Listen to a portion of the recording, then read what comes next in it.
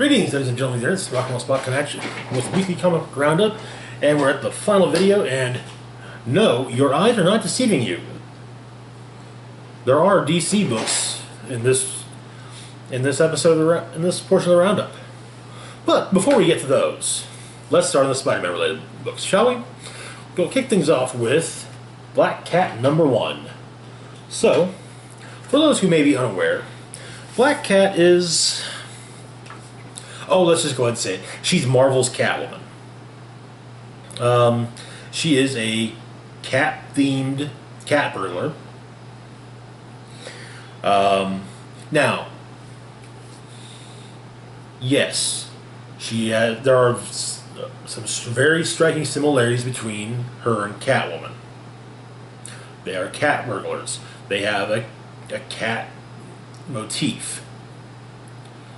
They have complicated relationships with the hero they run up against. But Black Cat also possesses bad luck abilities. She can cause bad luck. Think of it as like the opposite of Domino. Domino's whole thing is that, things fall into place for her. Black Cat makes it so things don't fall into place for others. Oh, I'm not sure if there's any control to it or not, but yeah,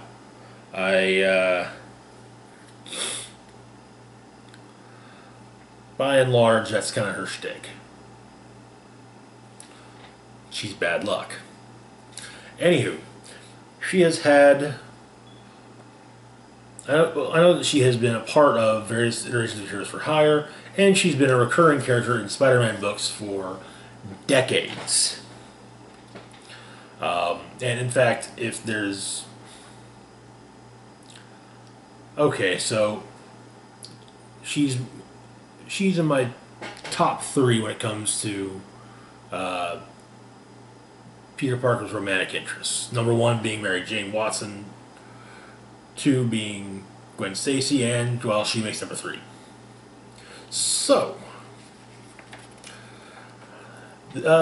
she starts off with her arriving at a ball. Nice dress, or nice gown, heels, the works.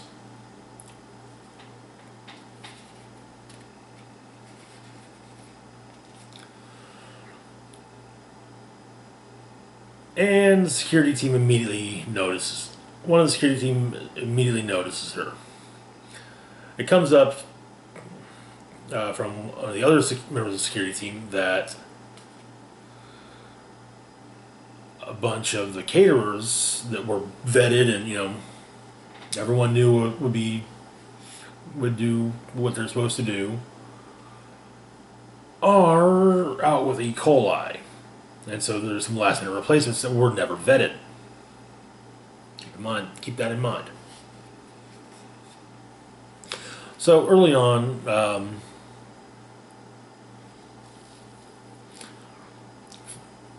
Black Cat, Felicia Hardy, runs into the HBIC of the New York Thieves Guild.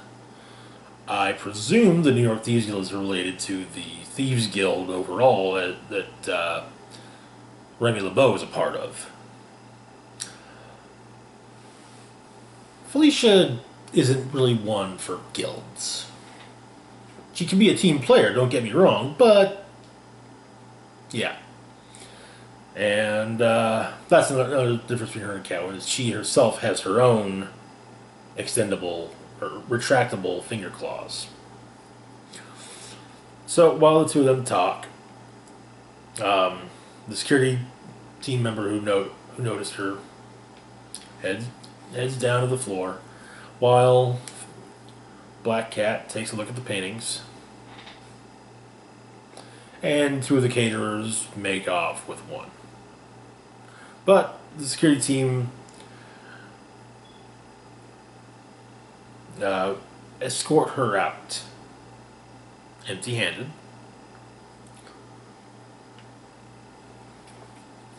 And so she gets in her car, and it turns out, though, that yes, a painting is missing. And so it turns out that two of the replacement caterers were Mr. Boris Corpse, well, Dr. Boris Corpse, self-titled, self-taught genius, self-titled doctor, safecracker, hacker, proficient with explosives, and a decent Shakespearean actor as well. Then you've got Bruno Granger, ex-Army helicopter pilot, heavyweight champ, drives anything with wheels, flies anything with blades, and would raise hands to the Hulk if she asked him to. He had a problem with authority until he came to work for her, though.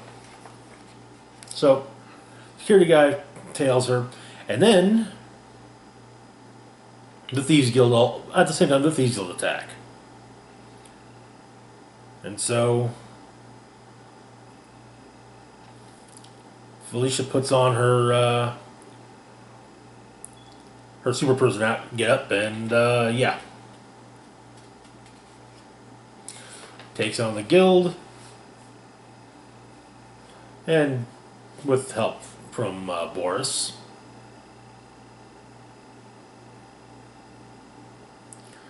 And deals with the security guy, who promptly loses control of the scooter he was borrowing. She takes the painting and heads away, drawing the Thieves Guild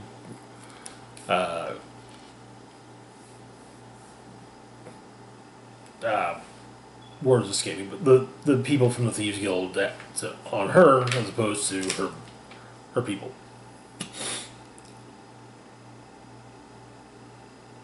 She manages to get to the hideout, and they have a toast, and they're talking, but then turns out she did this for hire, and the buyer has arrived. Not only is the man who taught her everything she knows about robbing, thieving, and looting, it's also the man who taught her father, the Black Fox, a.k.a. Daniel Keeley, a.k.a. Matthew Lazenby, a.k.a. Tyler McKenzie, a.k.a. Thomas Ogilvy, a.k.a. Mitchell Chessman. And we also get a backup story. Black Cat's stealing some jewels, and with the aid of cats. This actually makes me strikes me much more as being a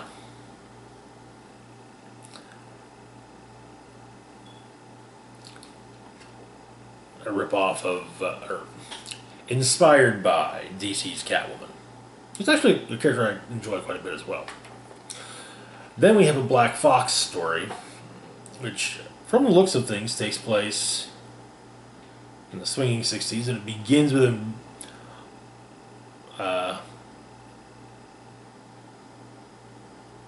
playing Baccarat in Miami against Dracula. Vlad Tepes, the dragon. Good old Vlad, you know. Yeah, you know the guy. Anyway,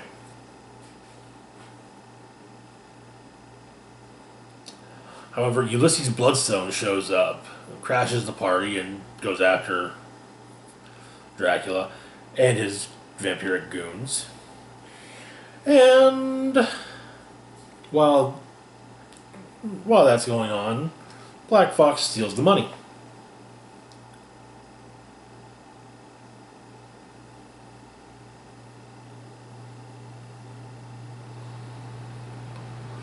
Now, for those curious, Ulysses Bloodstone is a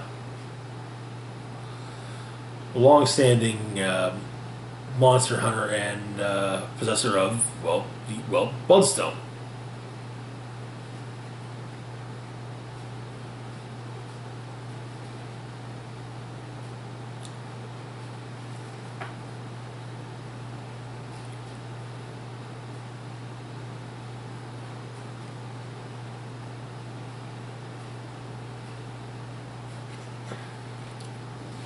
And so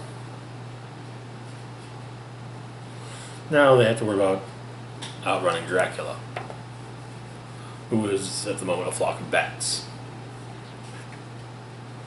But yeah, that was Black Cat number 1.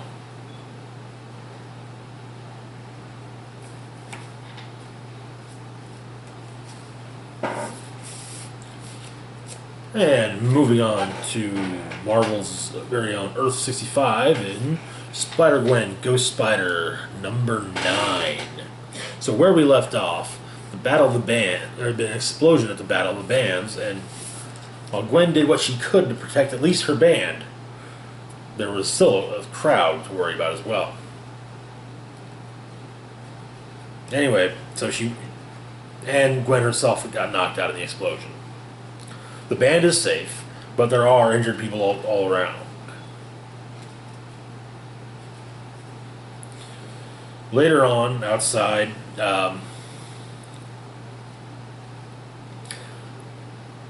former Captain Stacy shows up, wondering about his daughter, and so one of the officers informs him that Gwen's been an incredible help, and she and the rest of the girls are fine. She's helping with search and rescue teams. And it seems that Harry has been injured.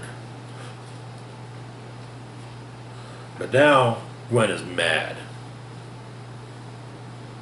She realizes this wasn't a coincidence. Someone targeted her and went after her family. It's really them that they were worrying about, that she was worried about.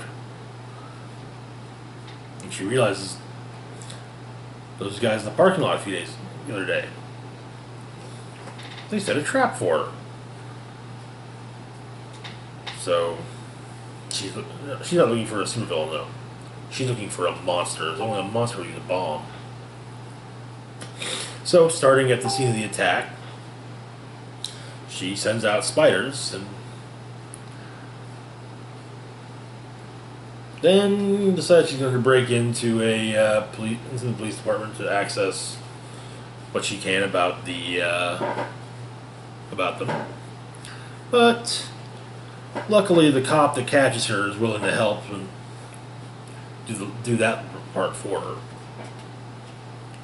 Turns out that the Crescent Moon insignia is a sign of a guy who calls himself the Man-Wolf. So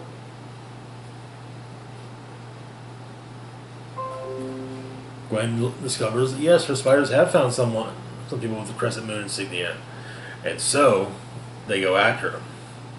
They take them both. She takes them both down, wedges them through a wall, and starts asking questions. And she explains that they've got two options. A, they can tell her tell her where to find Man-Wolf, or B, Gwen can punch them until they stop making noises.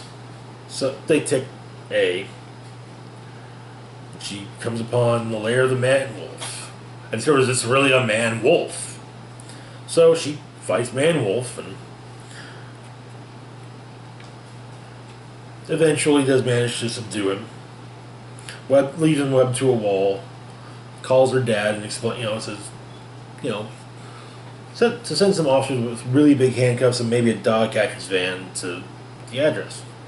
What she doesn't realize, however, she's being watched by none other than Dr. Miles Warren, better known on Earth 616 as the Jackal. Then later on, at Harry's hospital room, she's making sure he's all right, and the band shows up just to, they say, hey, we're here.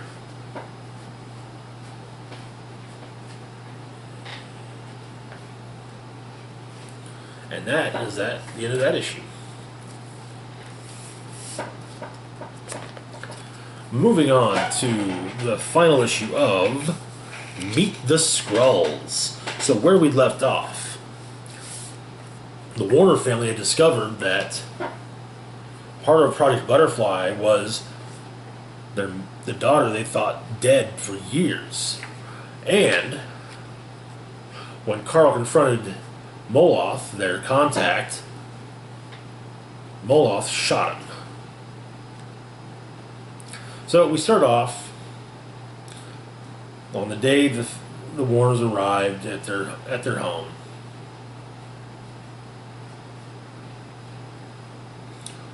Looking at butterflies flying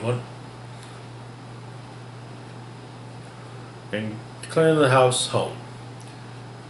But then we go to now, and the house is burning.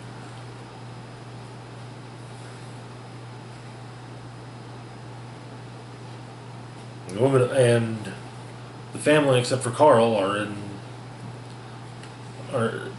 their car. However, Alice sneaks away to complete her mission. They arrive at a safe house, and Carl's waiting for them. And he explains that Moloch betrayed them, and they're on their own. So Alice goes to speak to her target, Andrea. And she outs herself as a Skrull. Her assignment was to get close to her and steal something from her mother. So I'll try to cover anyone who gets in her way. Back at the safe house, Carl is tasing the members of the Warner family. Back with Andrea, however,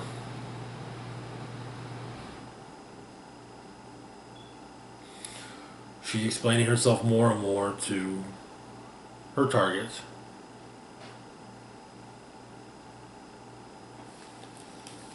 And explaining she's not going to hurt Andrea or her parents, but there is something she needs from her mother. And if Andrea helps Alice get it, Alice is gone from her life completely.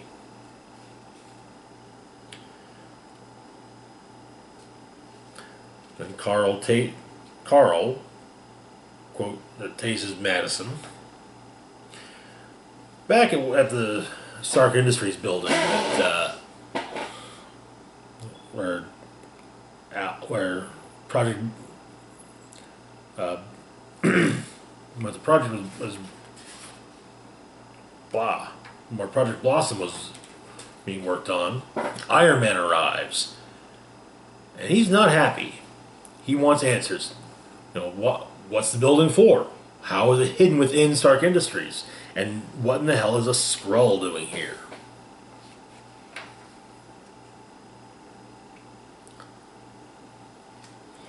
And so, oh God,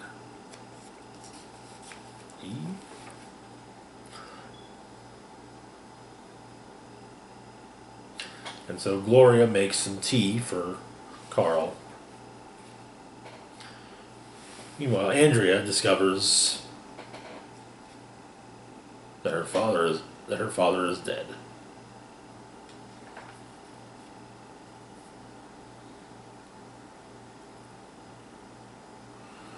However, Moloch reveals himself to Gloria, who poisoned the tea.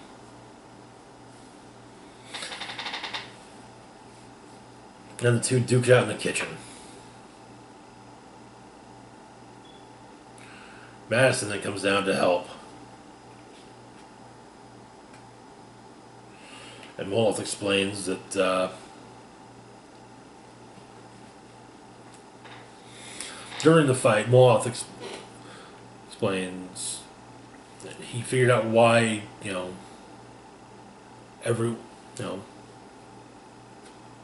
why the Earth heroes always defeat them.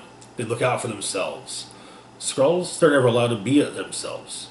High Command tells us to be that, this, then that. And for what? Another failed invasion? Well, Moloch's done being a pawn. He's done being no one. When this is over, he'll have the one thing the Skrull Empire could never give him. Himself. And that's when Madison comes in. Of course, now Moloch's quite pleased about the fact that he had explained his employers will be quite happy to have 3 guinea pigs. Once he finds Alice, they'll have. However, Alice arrives and hits Moloch with a car.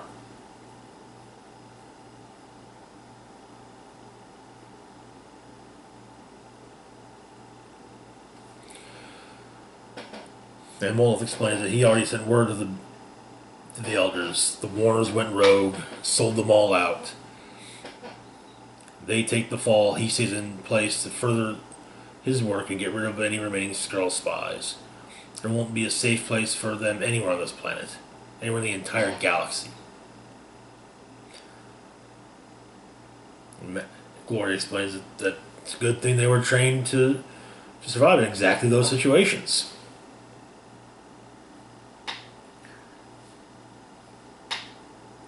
Moloth says, "Really? Have you seen your family?" And Gloria says, yes, I have. And maybe for the first time, and we're probably gonna tell they're perfect. So they torch the house.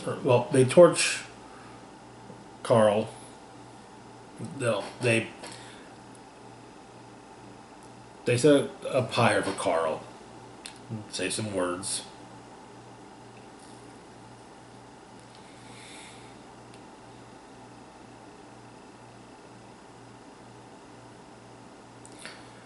And Gloria explains that what they're going to do now is keep hidden, keep safe, find who Moloth was working for, find a way to reestablish contact with the Empire, and as they await orders, take time. Time to be, just be.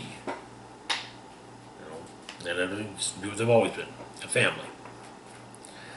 Then there's a note from the editor saying that there's no way, at the end says, there's no way that over the next few years you'll be spending time with one of your favorite characters, one of your favorite books, you come across and reveal it's actually Alice Warner. No way is that going to happen. Their story is over, the end. Right. Actually, I really enjoyed Meet the Skrulls. This was a hell of a book. I'm glad I picked it up. Well, I picked it up on a whim, and I'm glad I did. Anyway, I did promise some DC books, didn't I? Well, let's get on with the first of those, shall we? Deceased, number 2 of 6. So where we left off in Deceased number 1, Batman was, well, first, a quasi, something that is similar to a zombie virus was spreading through smartphones, courtesy of Darkseid and Cyborg. It hit in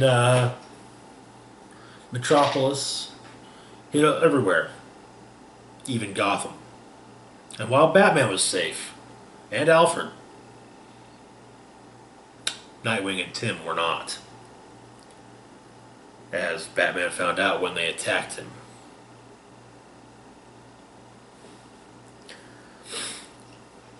Damian, however, was not a Wayne Manor, rather with the Kents in Metropolis, hanging out with his friend Jonathan, Superboy. So the issue begins in the middle of the North Atlantic Ocean, miles from land. We've got some an Aquaman arrives on what seems to be a shipping a ship full of shipping containers, and which are steadily falling off. Aquaman arrives and trying to find out if everyone's around, and sees a smashed phone on the ground, but he opens the door and finds everyone on board attacking each other. And then they come after him. And they get him. In Metropolis, John and Damian are talking. John's trying to reassure Damian that Batman's going to be fine. Lois informs Clark that her parents are alright because her dad's ever addresses smartphones and they're heading to their bunker. He says he needs to get to Smallville, but he's not going to leave her there. And Lois suggests the Daily Planet. Back in Gotham, Harley and Ivy are talking. And Ivy's trying to convince her to do something, which Harley kind of thinks is a bad idea. But Ivy assures her she can do it, that she can do it, and so then tells her to face her monster. Her monster being the Joker, who has been infected. And Harley informs him that their life is over. Outside Metropolis, we've got Black Canary, Green Arrow, and Green Lantern, Hal Jordan, camping. Apparently, Hal hates camping. So they're going to hit the sack. He's going to hit the sack, and then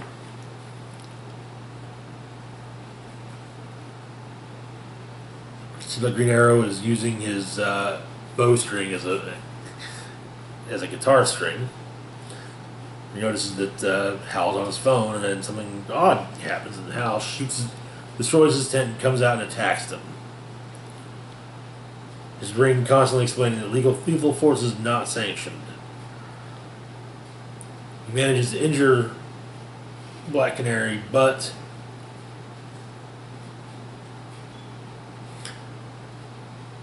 Green Arrow's coming out shooting, and it's his friend. He doesn't want to kill his friend, but he will if he has to.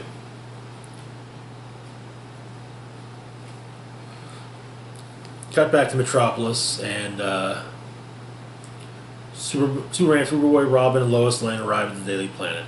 Turns out that the Daily Planet has an old analog TV system and a radio station. If they can get those up and running, they get information and start talking to whoever can still listen. However, Superman stops Lois. So he notices with X-ray vision the whole building is swarming with monsters. And it's people they know.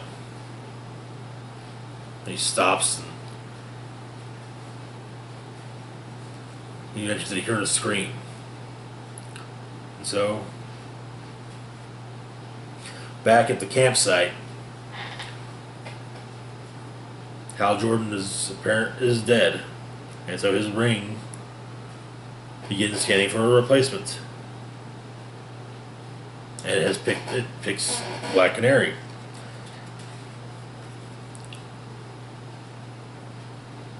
Then Superman shows up as Dinah says that she doesn't want the ring, but Superman tells her that, to take it because they're going to need it.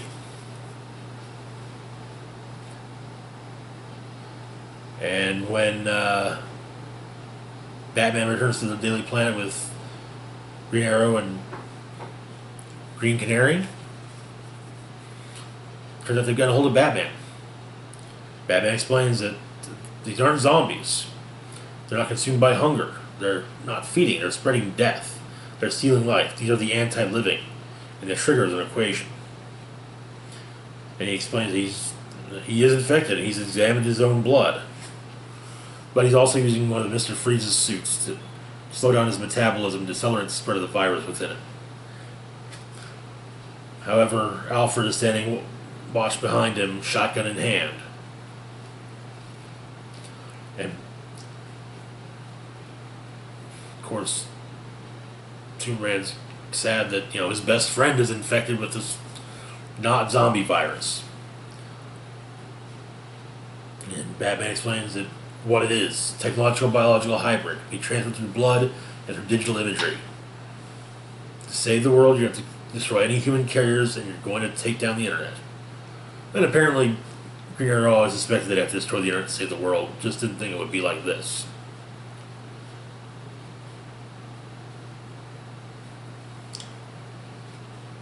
They, of course, there's got to be something you can do. And he says there isn't anything you can do, or maybe his mind won't allow it, and it wants this.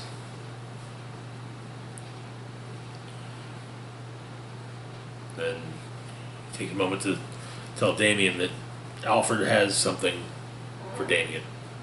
It's something that Batman always wanted for him, something he knew he would have earned one day. And he's sorry he won't see him.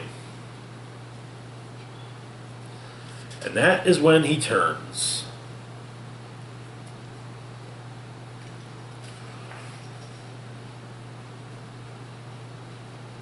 And Alfred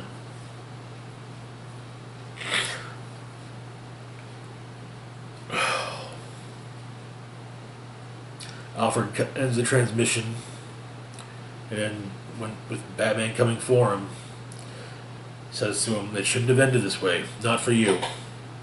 I'm sorry, son." And yeah, I mean, starts at 12 gauge at point blank range. The face is gonna kill Batman even with his cowl.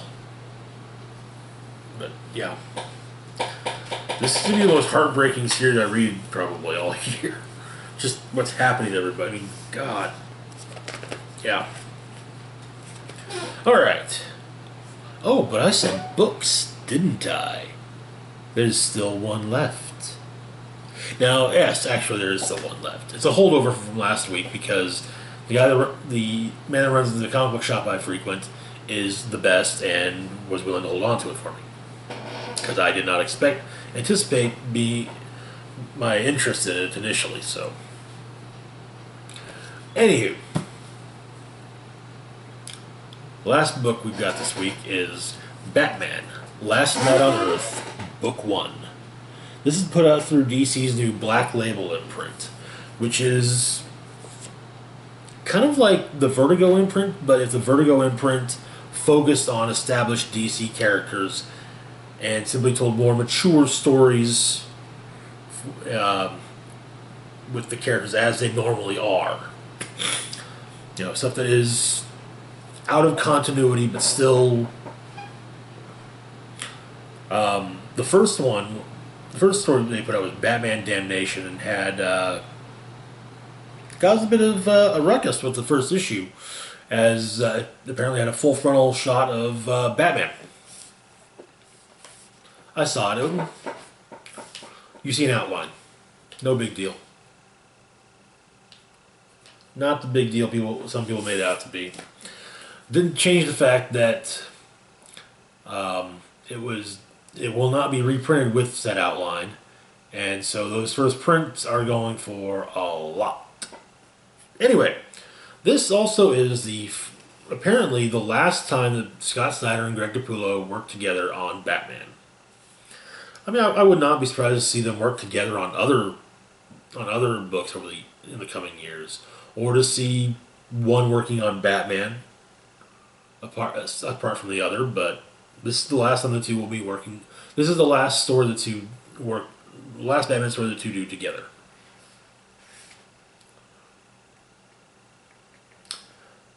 Part 1, The Cave. So it begins, Batman's in the Batmobile driving, tooling around Gotham. And we've got, it was some narration. Presumably Alfred. And apparently there's this case that Batman's been following for a year.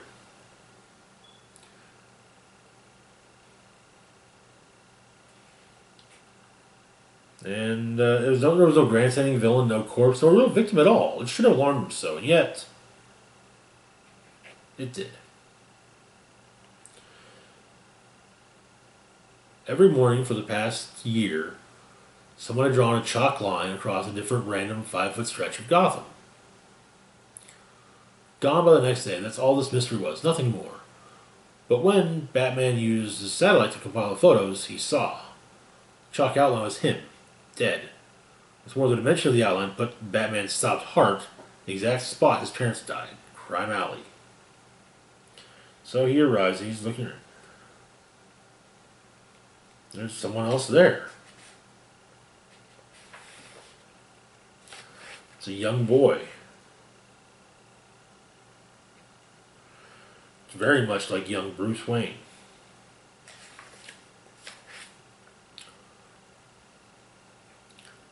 Batman explains that the victim appears to be 10, maybe 11 years old, badly decomposed, but there's a gun in his arm. It fires. Bruce wakes up in a hospital with apparently the Joker standing over him as a doctor. I mean, the hair isn't green, the suit isn't purple, the skin isn't chalk white, but it's very clearly supposed to be the Joker, and he is in fact introduced as Dr. Redmond Hood. And he explains that Bruce is in Arkham Asylum. He's been there the whole time that Bruce has been there. It's explained that and Alfred comes in and, well, it turns out that Bruce killed his parents.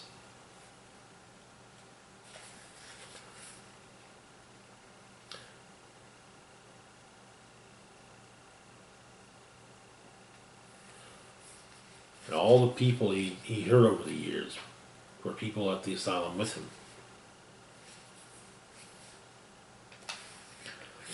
In his cell, he manages to start poking around the patterned walls, and he discovers a penny and a dinosaur. Starts tearing through the padding. Later on, he's talking with Alfred, and Alfred shows him the bat costume, which is a straight jacket with a modified version of the bat and of the cowl. The helmet being actually a shock therapy restraint bridle.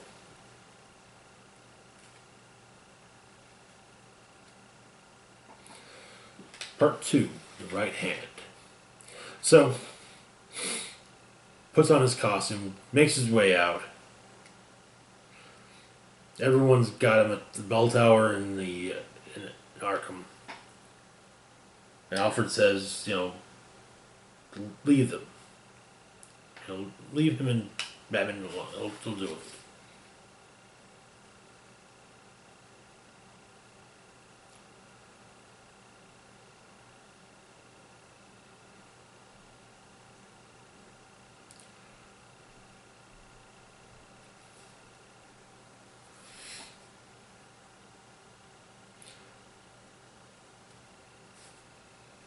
And it turns out this was something Alfred put together. He tries to tell Bruce there's nothing out beyond the windows of Arkham. No Gotham, no friends, no world. It's all gone. And then it turns out that it is Alfred talking to him. He's been using a means of digitally masking his face, but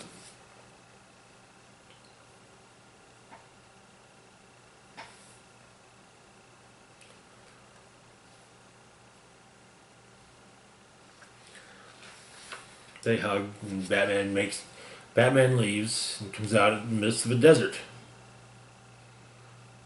And he finds a jar on a crook hanging off a crook, with the Joker's head inside. Of course, it turns out that the Joker's head isn't dead, and so now the Joker's head is Batman's companion through the wastelands that he walks through. On to part 3, the asylum. It was 2 days' journey to Coast City. A leached version of Mogo is in orbit of what remains of Coast City. Just dropped Green Lantern rings to Earth. And people have been picking up and using them. But Batman takes on some of these would-be ring slingers, and others show up, including Poison Ivy, who promptly knocks Batman out.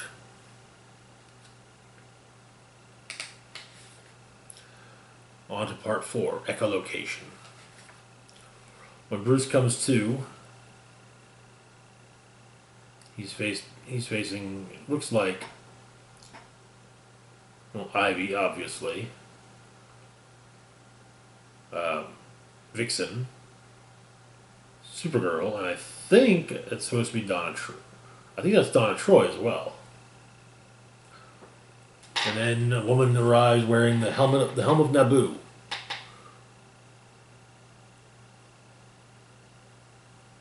And she explains that magic is long dead and the helmet is just a helmet.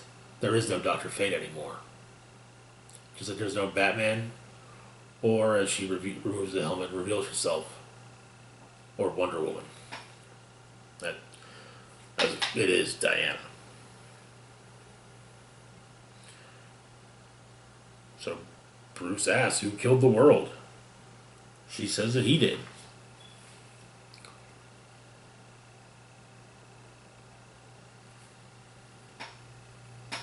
The remains of the Hall of Justice are there. They're on Gem World, which is a haven below the mainlands. It's the deepest realm, made from a crystal formed near the molten core of the Earth. It refracts everything entering, even space-time, so it exists outside the continuum of things. So what happened to the world, you might wonder? Well, it wasn't the villains. It was everyone else. It happened on a Tuesday. Lex Luthor came on every screen and just made a case to the people of the world. Everything is falling apart. The world is heating. Resources are gone. The powerful tighten their grip. You feel it just as I do. Still, our leaders say, be good and you win in the end. See, goodness is the oldest lie there is. Be good and you stay in the pretty garden. Eat the apple, learn the truth, and well. But I say, eat all the apples you want. Clark tried to stop him. But people chose Doom. One by one, they were picked off by the people they were supposed to be saving. Eventually, they had a final meeting at the hall about what to do. Go to war, leave once and for all. Batman, though, he thought the thing to do was let the people in. Everyone. Maybe even empower them. The only way we'd win, he said. So he opened the doors. He was torn apart first. Then Arthur, Oliver, Dinah. Who'd have thought he'd won? Until the people turned on him too, on his villains. Eat all the apples. And then in the mayhem, a new evil rose in Gotham, calling himself Omega, the worst yet. They fought him alongside what villains were left, all of them. A final war, but they lost. He's beyond powerful. He has the anti-life equation and has taken over the East Coast with it. Rumor is he just found a means to amplify it 1,000-fold. Control the minds of every living being on the planet. He could launch it any day now. Not even this place is safe from him. They're going deeper underground. The new Amazons and the people who still believe in good.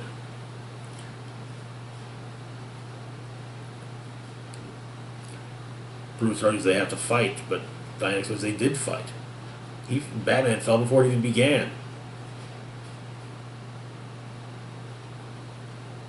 He also explains, though, that he knows that the original Bruce Wayne developed a machine, a final invention that would bring up Bruce Wayne to life every generation, imbue him with the memories of the previous Bruce so that he could defend a new Gotham as a new Batman.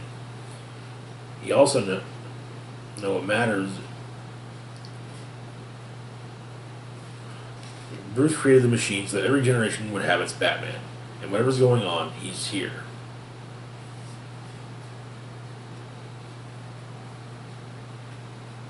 Apparently, Wonder Woman claimed that the only reason she let Alfred turn on the machine was for Alfred.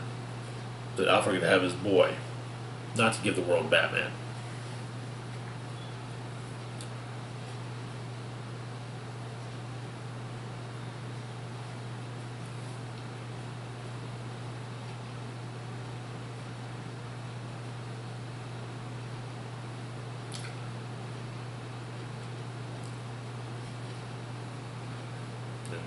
Diana says that the time has come to relinquish the world to its new heroes and gods.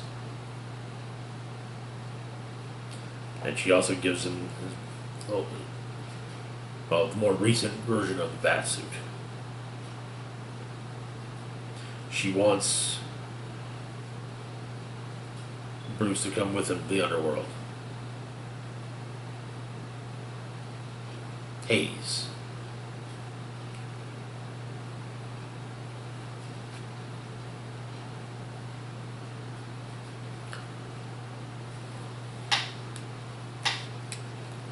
Apparently, Diana has made a deal with the God of the Dead, and he's opening a realm for them with some light.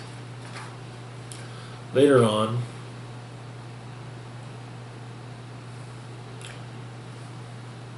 Bruce is talking with some children around, and he explains that one of them asks if he can see in the dark. Bats can see in the dark. But Bruce explains that bats don't really see in the dark. They use their voices and echoes. That's how they find their way through. The kid explains that they're not really allowed to make echoes down there because they disturb everyone. Bruce kind of chuckles and asks if he wants to try anyway, so they do.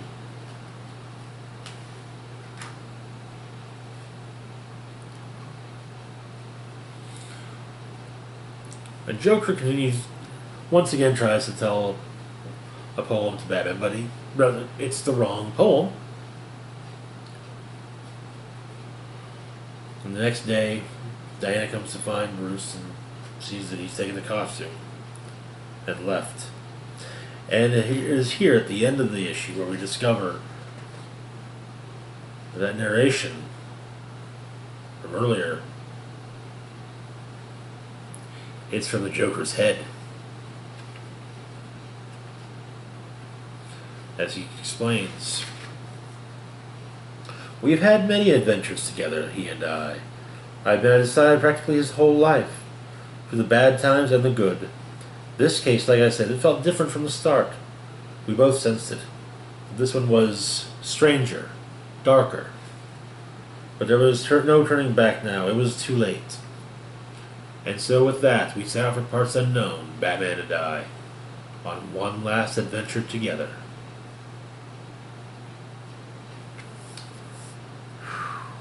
Yeah, this,